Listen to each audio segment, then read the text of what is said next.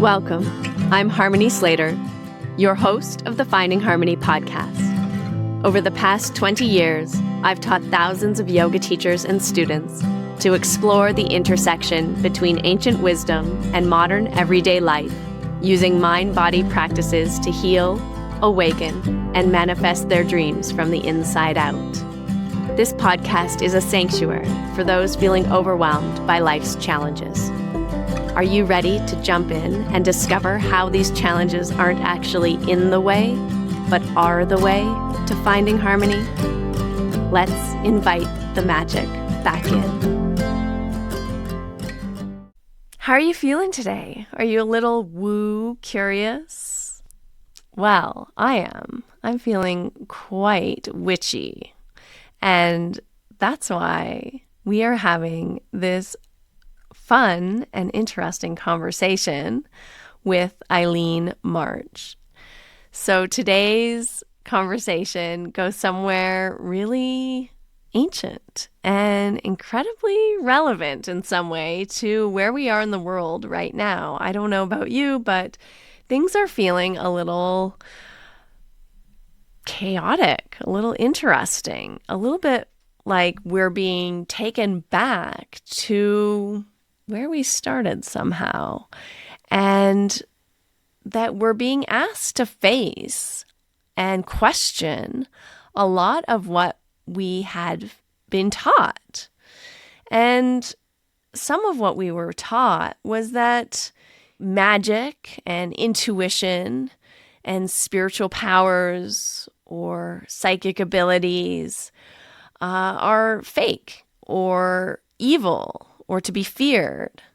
And so we're talking about this today with our guest, Eileen March, who is sharing about her own journey, brought up as an atheist in a family with zero interest in religion or anything spiritual, and her awakening, her activation, I don't know what to call it, but it's like an opening that happened a few years ago where she was drawn deeply, deeply into embracing a path of deep spiritual connection with nature, with intuition, and with what she calls the magic within.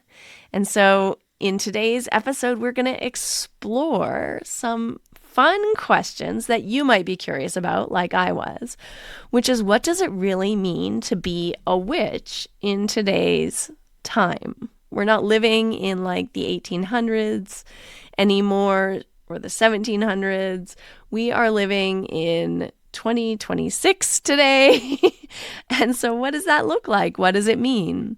And how, if you're interested, you can reconnect with the wisdom of your body and the wisdom that's inherent in the rhythms of nature, and how you can begin to heal this ancestral and cultural wound, this witch wound that has taught us, especially as women, to suppress our spiritual gifts and our inherent connection to nature and to the rhythms of nature and to the cycles of the planet.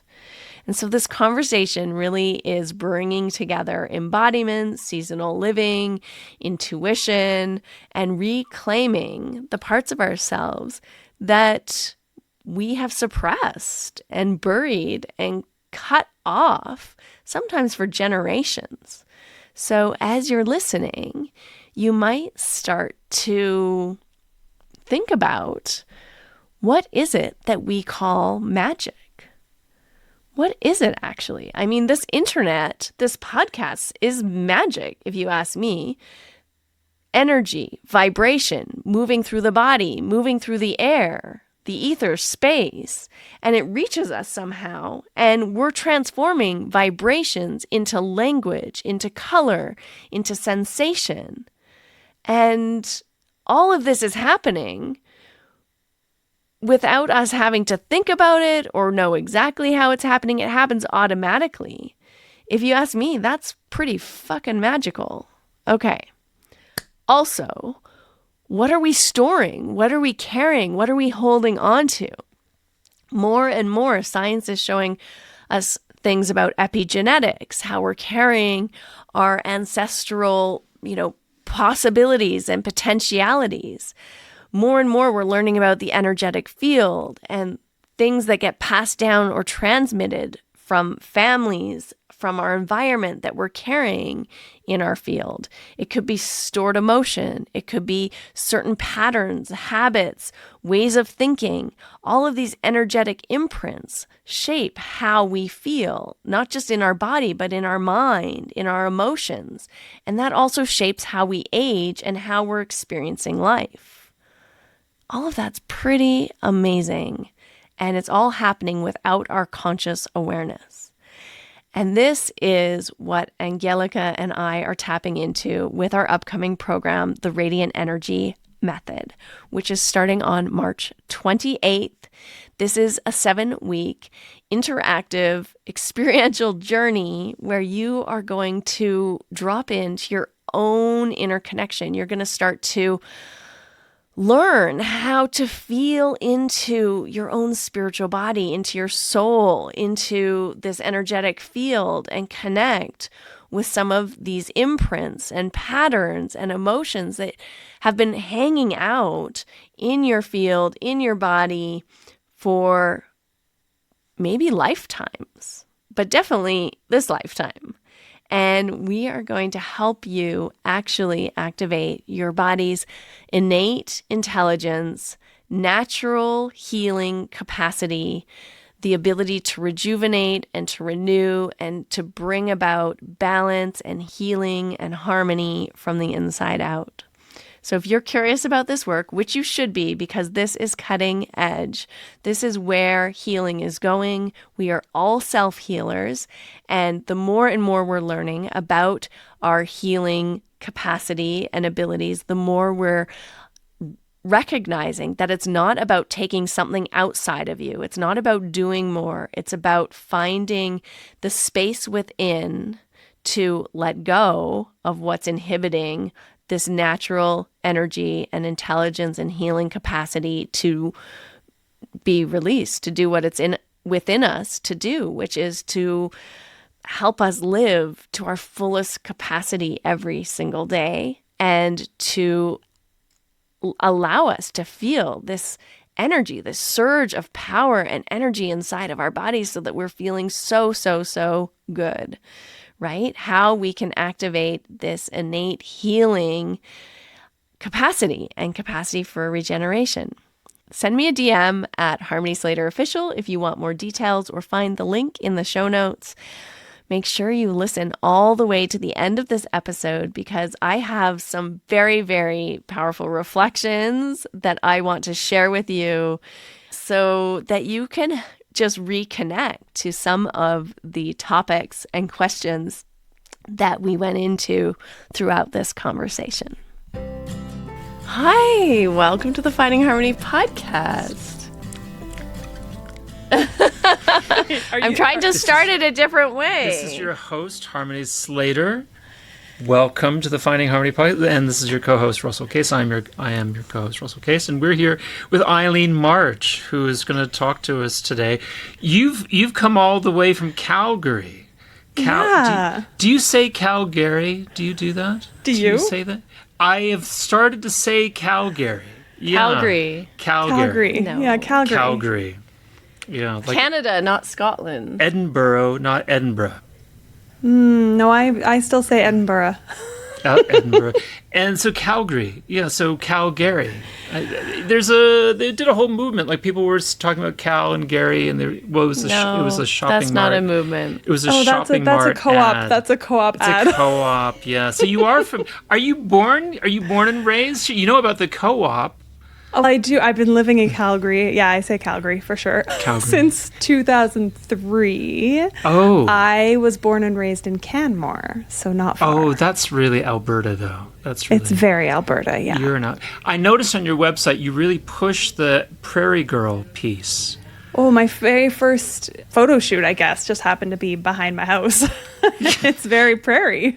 Yeah, your home out there is like a farm, like a Like no, it's just the wildlands. The Inglewood wildlands are right behind It's in me. Inglewood. just Where's that? Like 20 minutes away from us, where the witch store is. We have bobcats in our backyard. So if you're listening from home, it is the wildlands here. It's the wildlands. We get lots of coyotes.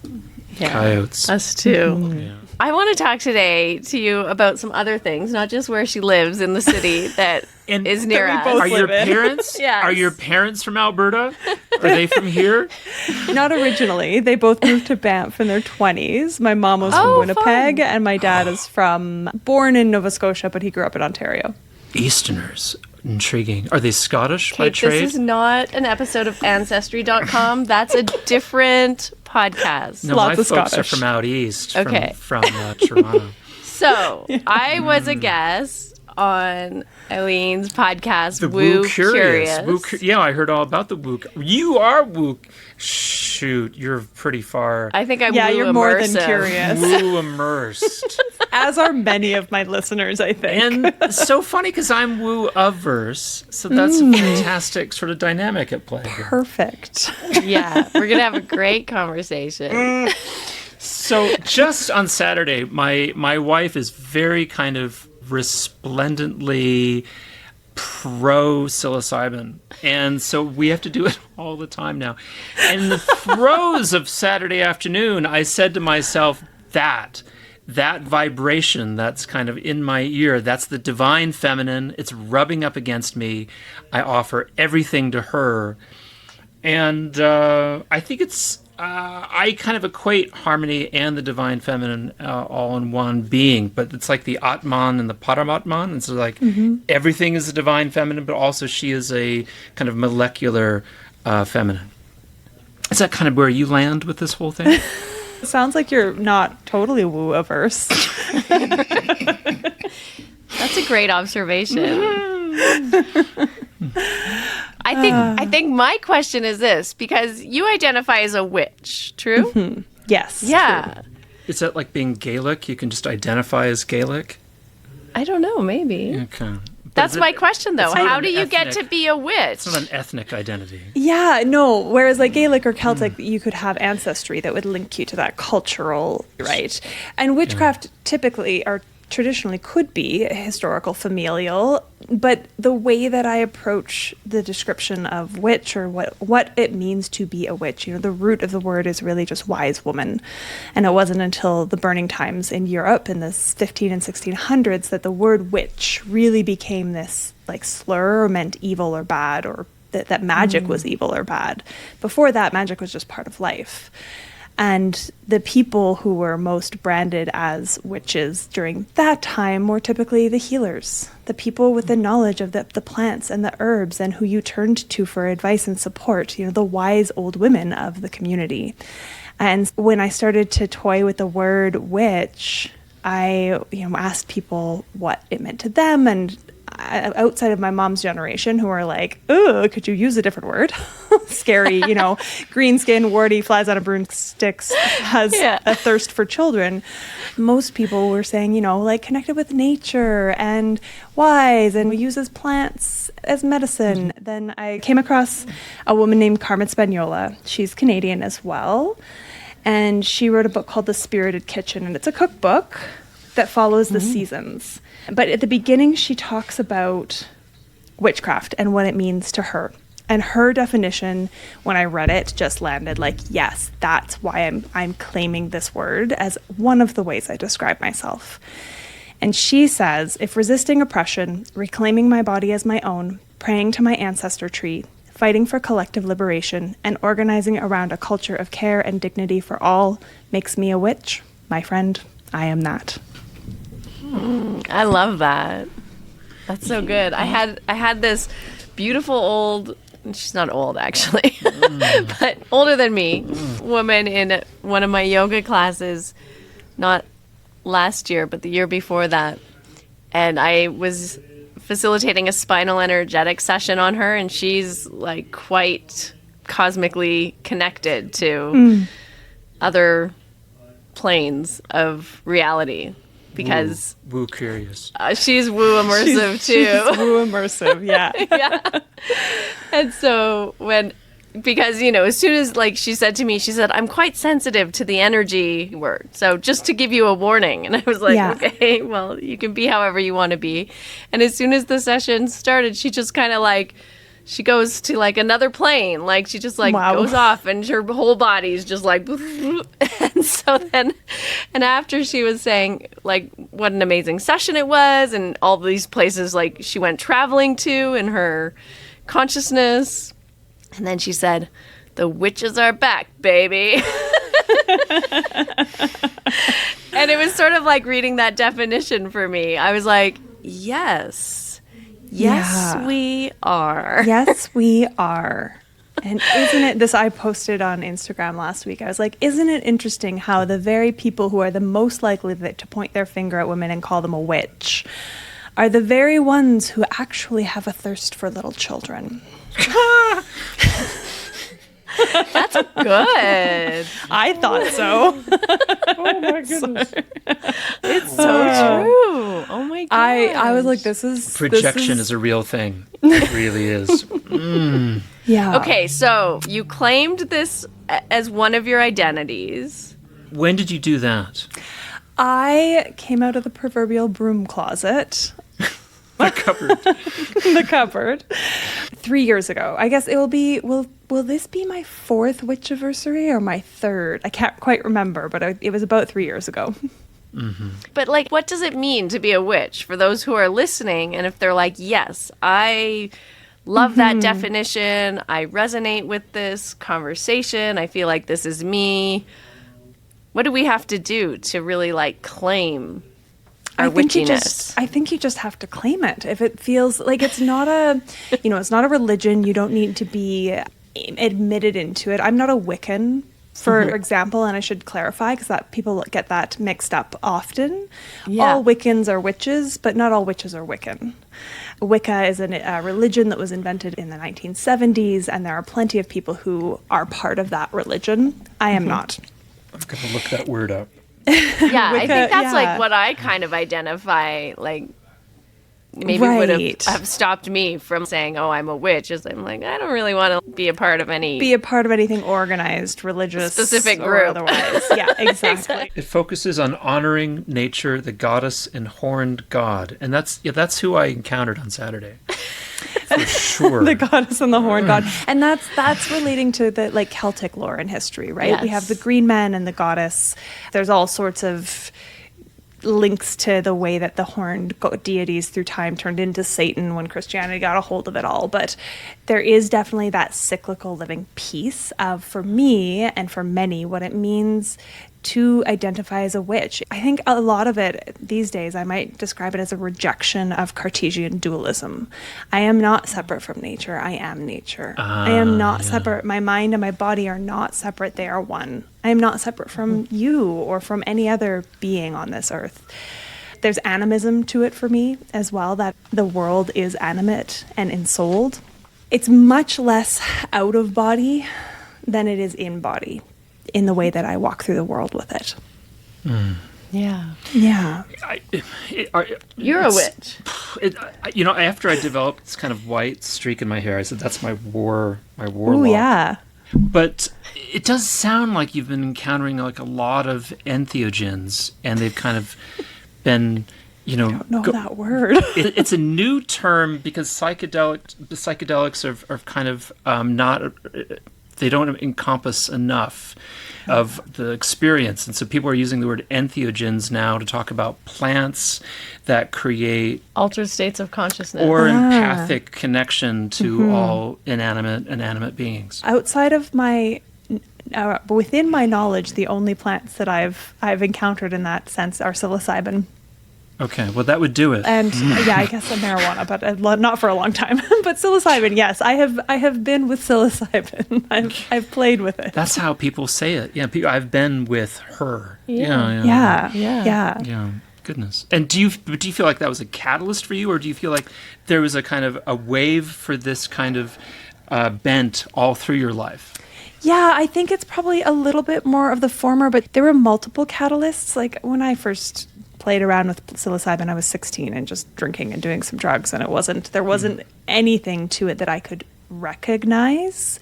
But I've always had a connection to nature and this really strong sense that humans are not like the supreme species and should be in charge of everything. So there's that piece of me for a long time. And then as I started to dabble in, getting woo curious, I left a relationship that was quite controlling. I often say he was a reformed Christian. He became an atheist in the way that only Christians can become atheists. Which is to say, like, nothing beyond cold, hard fact, science provable beyond a reasonable doubt exists. And so it wasn't even a safe place to entertain any kind of spiritual curiosity. And when I left, I started to entertain it, and I started to see connections where I hadn't been able to see them before. And I'm a huge reader. It was another book that really, I feel like, cracked me open. It's called If Women Rose Rooted by Sharon Blackie. Oh. And it's her story, but it is kind of a lot of what I speak to. The ideas were sparked by her.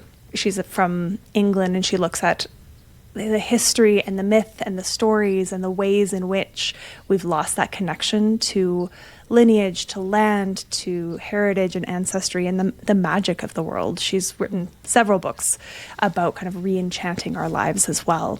And so that was probably it's the turning point that I can put my finger on. There's lots of little portals along the way. Amazing. Is there like any practices or any specific things like rituals or things that you would do if you were like, okay, I'm ready to claim this identity? I think what you mean is like an initiation. Is there an initiation ceremony where like senior witches kind of like took you? It was like, whoop, now you're down the rabbit hole. I wish. I do not come from a lineage of witches, and I don't have a long-standing coven. I think there probably are places and people where something like that does exist, but we can create our own here. We can create our own. You're gonna need some 12-year-old girls for sure. And no, then we're not eating children. No, but you're gonna want a new generation. This thing, but you do get a lot of older men that initiate young people into their religion, and we don't want that. That's kind of the contrary of what we're after, but. But I do think that there is a rise of women gathering together and having these kind of, I don't even know if it's always ceremony or if it's just connection points, but if you are, you're like, I feel like a witch, I feel like I want to be, if I'm drawn in, I always just say with everything that I'm teaching and sharing, find the things that spark your interest and play with them. Let yourself follow that guidance, that intuition. For me, the path in was through starting to pay attention to the wheel of the year. And so that's that. It's a pagan calendar, the Wiccans follow it, but it's also an ancient agricultural way of marking time. If you start dabbling in it, you're reading it, some of the wording and some of the traditions are quite new, but a lot of it, and what really fascinates me, again, is that the Celtic roots of it all, where most of my ancestors come from. And these moments have been marked for thousands of years, the solstices, the equinoxes, and then the midway points in between. And so we've got these really kind of just moments that are like anchor points in the calendar to tune in and sense into, okay, what's the energy out in the world doing? What's the earth offering up in terms of wisdom and guidance? And for me, that's been the biggest piece. And all it takes is like looking outside and noticing from time to time at the most simple. And then it can go all the way up to, I hold ceremony for each of these moments through the year and invite women to join me in that practice. And that feels really potent doing it in community, but it can be so simple. I think we overcomplicate things, and especially right now with the busyness, the fullness, the overwhelm of the world, if something's calling, it can be really easy to be like, I don't have time and space for that. So making it as accessible as possible for yourself, I think, is really important.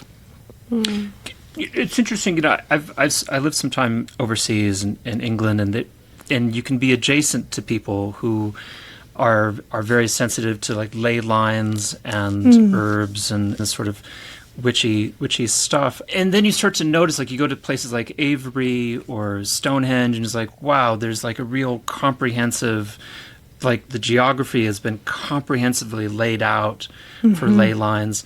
Are you sensitive to anything like that in Alberta? Is there a kind of First Nation sensitivity to magnetic lines in our province? I personally often feel like I am a visitor on these lands. Still, ever since kind of opening myself to this side of life, I guess, I have a relationship with the land in Calgary where I spend time. The wildlands behind my home are a place where I have a relationship, and it's as reciprocal as it can be.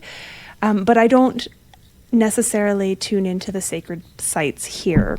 Mm-hmm. When I visited Ireland for the first time 3 years ago, I had an incredible sense. I got off the plane and my whole body was like, it was the first time that the words, my bones remember this place, just came. And it was this calling. I go there, I'm like, I want to lay in the land and just immerse myself in it, in all the cold and the wet. I've never enjoyed windy, wet hail as much as I did in Ireland. It's ideal to our skin condition. Yeah. Yes, it really is. It really is. And yeah, it's been really interesting because I, as I mentioned, I grew up in Canmore. And after starting to practice tuning in and listening, when I go back there now, I have a real sense that the land is like, you don't belong here. Get off. There's this amazing. And having lived in Canmore, it's grown and it moved up the sides and it cut off all the animal corridors, and they're blasting away half the mountain to make cement, and it's painful. We're not proper stewards of it. I think the land might feel differently if we were stewarding things a bit more in balance, but there is a sense of like, get out.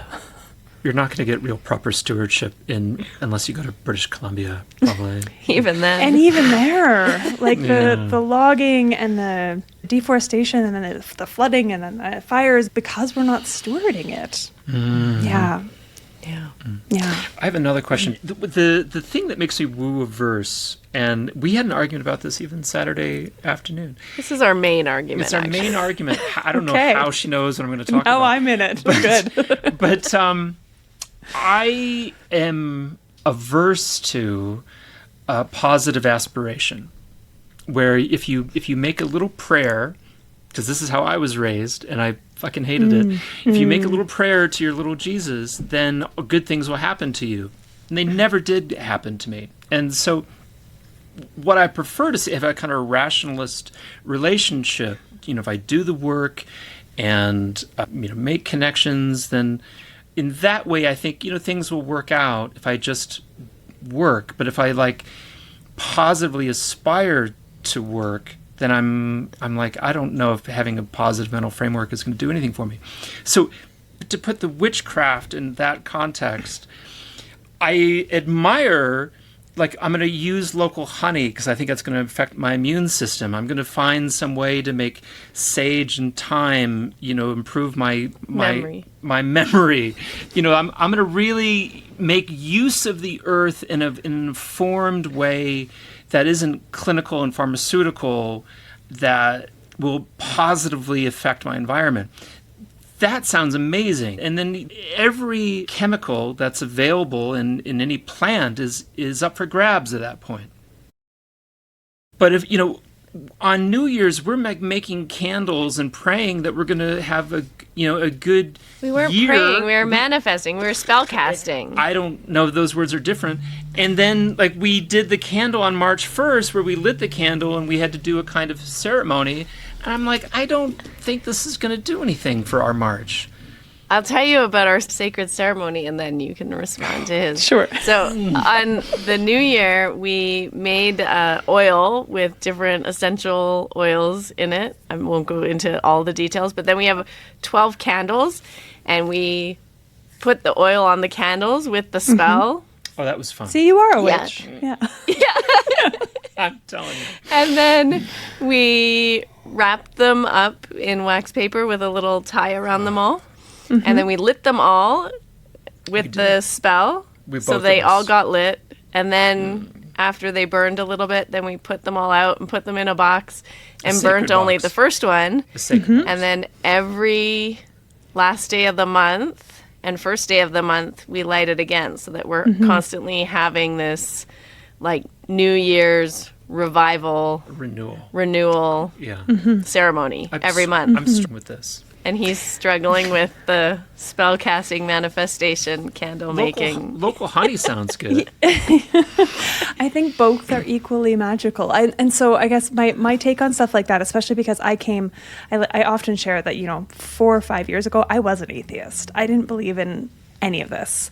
And so my avenue into a lot of this kind of other side of life was through neuroscience and what we're starting to learn about manifestation. I've got a few books up there about manifestation that are based, like the source is written by a woman who's got her PhD in neuroscience. Mind Magic is another one. He's like a brain surgeon or something. I don't know. They're like very scientifically rooted. And I think that something like that, part of it is ritual. And ritual is something that we've really lost as a culture. And I think it's a really important way of presencing ourselves to the moment of noting the passage of time so that we don't just let it rush by us, and of renewing our commitment to ourselves or each other or desires, right? And those things are powerful in our brains. Just if you're trying to call in, I don't know, speaking opportunities, and you're like, I'm going to light the candle, I'm going to do the thing, but then you're going to go out and you're going to talk about it, and you're going to share, and you're going to speak, and you're going to ask to be in people's communities, like on this podcast. And so you're manifesting through action. You can't just sit in your home and light a candle and go like, oh, I hope, I'm going to wish really hard and believe really hard. Nothing's going to happen if you don't also match that energy with action in the world. And witchcraft is the same. There's lots of, anointing I have a money bowl beside me right now as we speak that has like all sorts of little things. And it's got, and mine has lots of stuff in it. It's got rice as a base, which is pretty typical. There's cinnamon, there's a bay leaf, there's a green candle for money. That is American currency, madam. There's American currency because I'm calling in both. I love it when people pay me in American dollars because I charge the same number of American dollars as Canadian dollars. And I'm like, great, let's bring in this abundance. And I know that like I light that candle every morning and I sink into what I want and what I'm calling in. But I know that if I then don't go out and do the work in the world and show up and create the value for people to then want to give me money for, it's not going to do anything but sit there. Well, that's interesting because it's very generous of you as well, because one of the things that we spent a lot of time in India together, and one of the things that I did as a pastime is I trained as a pujari, which is a person who initiates the ceremony of awakening the gods, and which is magic. No. What it is you're going through a ritual to awaken the consciousness of the self manifest as material. And there is no God. It's just a piece of tin in a box that you wake up, but you're really waking yourself up. And that's what she's talking about, is going out and now awake with ritualized, activated. Now go out into the world and talk to your woo-curious collaborator. And that's cool. But that's everything. That the world isn't the way that it is. Like, we see the world the way that we are, not the way that it is. And so this ritual of waking yourself up or creating higher consciousness in yourself creates higher consciousness in the world. Yes. Yeah, and allows you to go out and experience the world the way that you desire to. Again, it's like those thoughts that we think on repeat, whether you or not you believe you're like physically attracting them to you or just noticing them. It can be as simple as your like RAS, and like you buy a new car and all of a sudden everybody drives that same car as you. No, they don't. There's the same number of those cars on the road. You're just noticing them. And so it's the same thing with all of these tools and tricks of manifestation and magical practices, is you're creating and putting your body into a state of either feeling or believing or dreaming about that desired state, and then you're more aware to the places where it presents, the opportunities that there are there for you to embody it even more fully or bring it into your life more fully. Did your family or like people in your life respond kind of strangely? How did they respond? Yeah, that's interesting. And my partner's, who are you? Poor man. He started dating me. We've been together, actually, our anniversary is in 2 days, for 5 years. And so he really... Oh, yeah. He got the whole storyline. But he's skeptical for sure. More so even than you, I think. But he's, he'll come down, he'll be like, what do the cards say today? Or he tries to understand a little bit more about what I'm doing. And then, it's funny because I put up a poll when I was like, I think I'm going to start calling myself a witch. My business coach at the time asked if I would call myself one because I was going to put a master class on called Light Witchcraft for the Woo Curious. And she was like, do you consider yourself a witch? And I was like, I don't know. Do I? I'm not sure. And so I took it to Instagram, as we do. I put up a poll, and I had 3 options. It was either, like I said, would you be surprised if I started calling myself a witch? Answer A, no, not at all. Answer B, don't you already? And answer C, yes, that would be surprising. Nobody answered C. I got a lot of you don't alreadis. That's amazing. Yeah. And I mean, I was a midwife before I did this. We're the original witches. I had a broom hanging, like a beautiful handcrafted broom hanging in my kitchen in my old house. And yeah. Do you remember the poet that married us in our backyard? Yes. She had a full-on broom. Yeah, in she's her... a witch too. Oh, did you get to jump the broom as part of your marriage ceremony? No, we did a Scottish we did the rite. tying Oh, of the right. cloth, the knotting. Yeah. Beautiful. Yeah, we should invite her to our coven. We should invite her to I was going to say the podcast, but yes, that as well. We're starting a coven. Yeah. Yeah, this is the beginning. This is the inaugural visit. Yeah, and then the children. Yeah. So yeah, I don't think anybody was too surprised, and my family's supportive and thinks it's interesting and cool. And definitely, I know my dad was answering somebody's question, what's Eileen up to these days? He's like, I don't know, some woo stuff. And they were like, oh, thinking he was, being offensive, because the term woo and woo-woo was another of those slurs thrown, oh, she's woo, right. she's crazy. Much more socially acceptable now, and it maybe a little trending even. Trending. Yeah. But no, they're really supportive and lovely about it overall, for sure. That's awesome. That's so great. Okay, so how do you help people if they come to you and they're what do people come to you for? Do they come to you saying, I want to be a witch, can you help me? Or I have a big life problem, can you fix it? What do they do? That is a really great question. Yes. I work multiple ways, but so I'm a certified life coach, and I do spiritual coaching if I have to narrow that down to a niche. I'm a trained energy healer as well. So I do remote energy healings, people one-on-one. And then I have a couple of different, I guess you could call them covens. We don't always identify that way, but I have a 12-week program called Unleash Your Inner Witch that is explicitly, the subtitle is A Beginner's Course in Witchcraft for the Woo Curious. And I'm actually, as we're speaking, I just pushed back the start date so I can just lean into it a little bit more. But I've run it several times. I just increased the length. So that's a group journey to learn about ritual and prayer. That word is really triggering for a lot of people. For me, it still very much is almost tied to Christianity, but it doesn't have to be part of Christianity.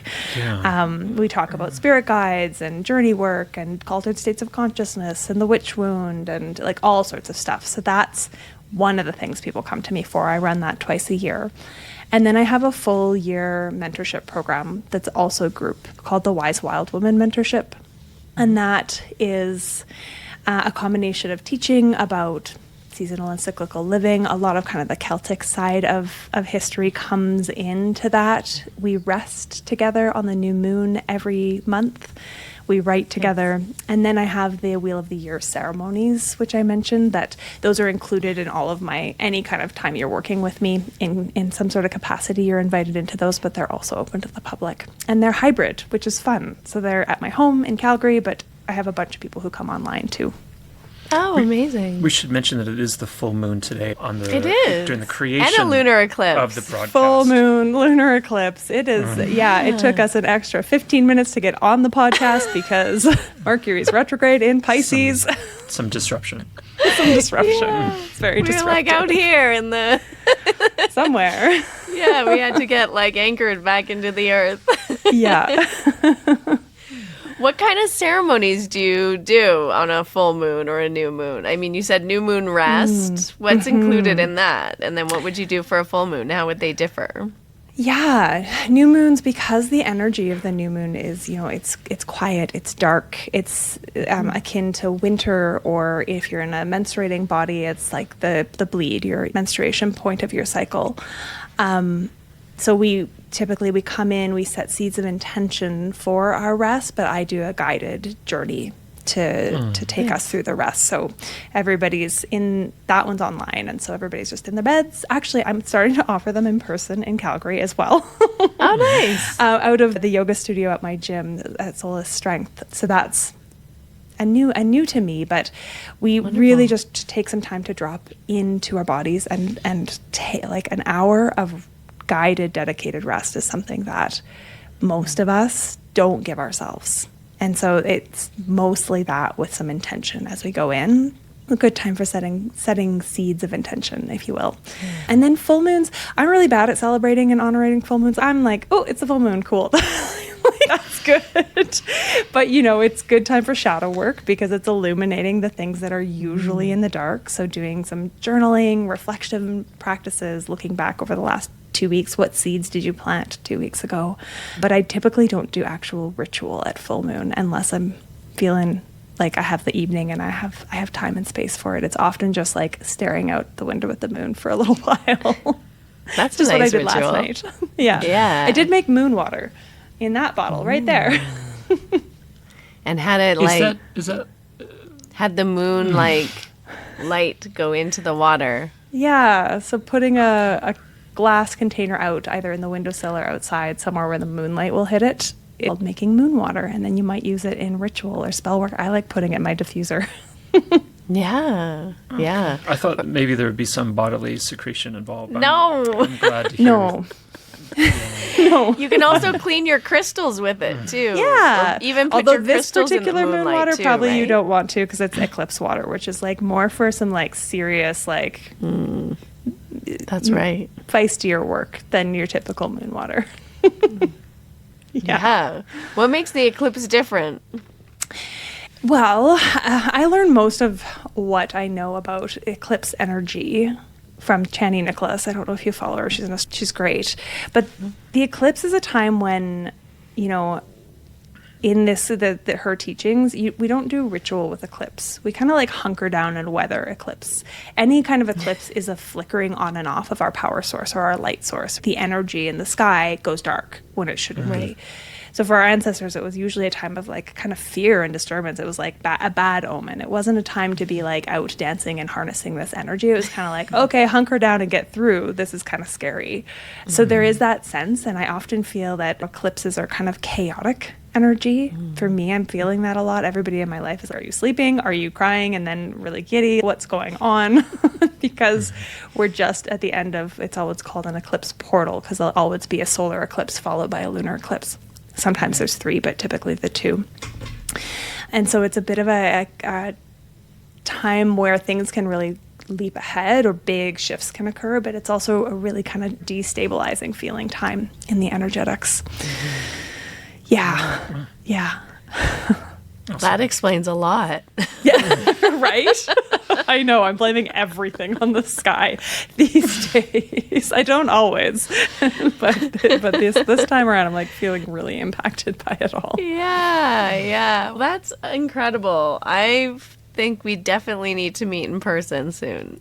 I think that we definitely do. Couldn't take more than 10 minutes to get to your house. No, I don't think so. I did another ritual for the new moon, the last new moon that we had. I wrote out like my goals for this month, or like what I wanted, my wish list, on a little piece of paper. I made a little scroll and tied a little ribbon around it, and then placed it on my little moon altar. Yeah, that's a lovely little ritual, for sure. And then I'm going to That's unwrap perfect. it next new moon and make a new one. Yeah, we do. I do something similar at my Wheel of the Year ceremonies. At the end, we always make a scroll for something we're calling in or something we're committing to, whatever it might be, for the next turn of the wheel, and that stays on our altar.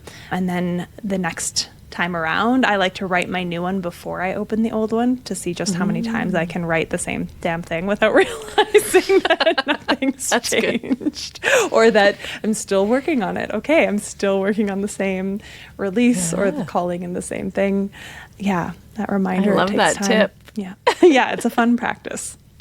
Yeah, beautiful. Thank you so much for coming on today. And really nice to meet you. Yeah, it was so was beautiful. Really nice to meet you too. Yeah, I'm so glad all three of us got to be here. It was a great conversation. This is more laughing than I do in most podcast interviews. It was good.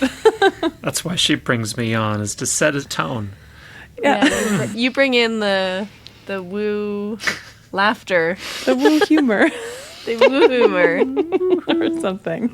And if people want to listen to your podcast, it's called The Woo Curious. Yes, it is the Woo Curious podcast, available on all the spaces. If you want to reach out, Instagram is where I kind of hang out socially. I am Eileen March is my handle there.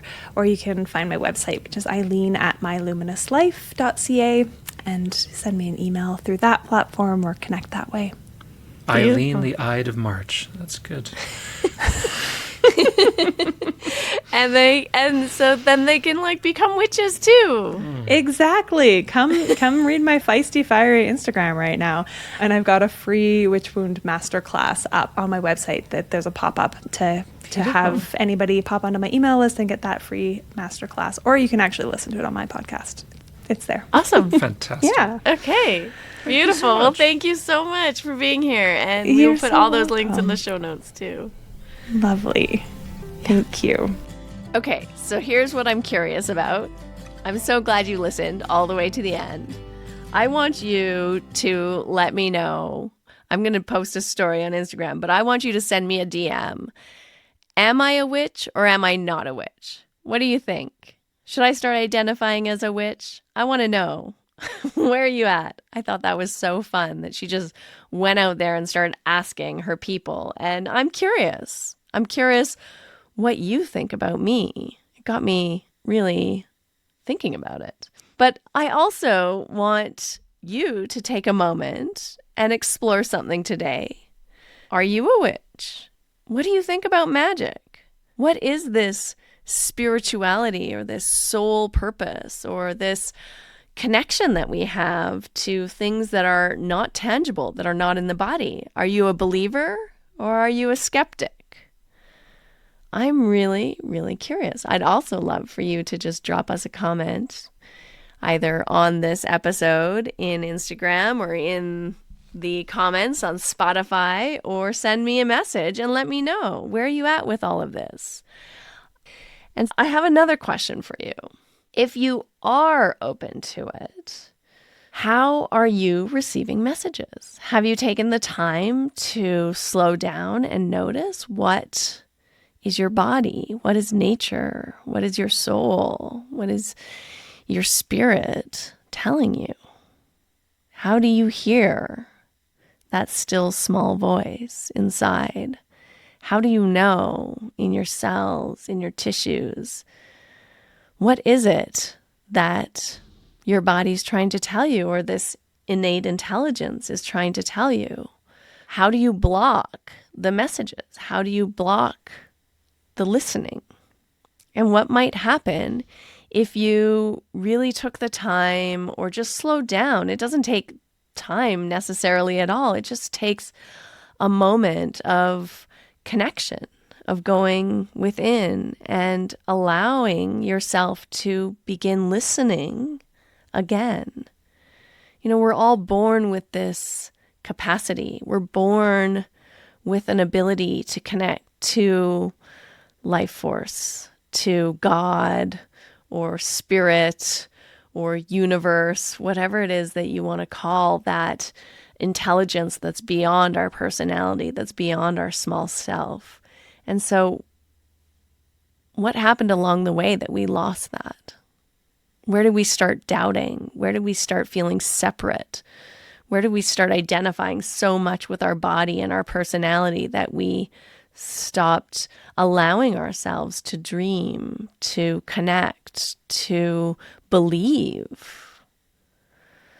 So that's my challenge for you this week, just start to pay attention to the signals of your intuition or your gut feelings or your body, your inner knowingness. Start to maybe even write down, strange intuitive hits that you might get or gut instincts. Even if they don't make sense, just start to pay attention and notice how intuition, how knowingness, how all these clairaudience, clairvoyance, claircognizance is trying to come through for you, and start to develop and reconnect to your own innate intelligence. So if this conversation sparks something in you, I'd love to hear about it. If you identify as a witch, I'd also love to hear about it. And send me a message on Instagram at Harmony Slater Official. Tell me what has resonated the most with you in this week's episode. And if you're curious about exploring more about the connection between your energy, your energetic blueprint, emotional patterns, and the body's innate intelligence to heal, to rejuvenate, and to tell you things, to teach you things, then I would love to see you enroll in the Radiant Energy Method. We are beginning very, very soon on March 28th. So find the link in the show notes or send me a message with any questions that you might have. So until next week, stay curious, stay connected to that wisdom inside, and keep finding harmony in your everyday life. That's it. We've concluded another episode of the Finding Harmony podcast. I just want to thank you so much for doing the work that changes the world, starting with yourself. It truly does make a huge difference. Please make sure you have your automatic downloads turned on wherever you listen so you don't miss any of the upcoming episodes. I have so much more magic I can't wait to share with you. Lastly, if you're on Instagram, I love connecting and hearing from you. So come on over and say hello at Finding Harmony Podcast. And you can also come say hello to me personally at Harmony Slater Official.